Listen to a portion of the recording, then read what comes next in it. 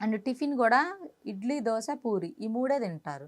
కానీ అలా కాకుండా ఎనదర్ టిఫిను వెజిటబుల్ బిర్యానీ కానీ, ఏదన్నా లైకు ఏదైనా అది కాకుండా డైలీ మనం తీసుకునేది గాకుండా కొత్త టిఫిన్ ఏదైనా మనం తీసుకున్నాం అనుకోండి. సో, అప్పుడు మన గట్ అనేది యాక్సెప్ట్ చేయదు. మనకి మోషన్స్ అవ్వడం, స్టమక్ పెయిన్ రావడం జరుగుతది.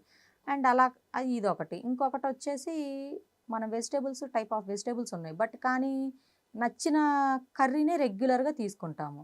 అండ్ అనుకోకుండా అన్‌ఎక్స్‌పెక్టెడ్‌గా ఏదైనా మనం ఎప్పుడూ తినేది కాకుండా కొత్త వెజిటబుల్‌ని, కొత్త కర్రీని మనం తీసుకున్నాం అనుకోండి, మన గట్ దాన్ని యాక్సెప్ట్ చేయలేదు. సో, అటువంటి టైంలో మనకి స్టమక్ పెయిన్ రావడం, మోషన్స్ అవ్వడం అండ్ టైప్ ఆఫ్ సింప్టమ్స్ అనేవి మనకి బాడీలో కనిపిస్తాయి. సో, అలాంటప్పుడు ఏదో అయింది నా స్టమక్‌కేనని చెప్పి మన బ్రెయిన్ ఎక్కువగా థింక్ చేస్తూ ఉంటది. అంటే మన గట్టు గూడా మనం కొత్తదాన్ని మనం లోపలికి వేస్తే అది యాక్సెప్ట్ చేయలేదు.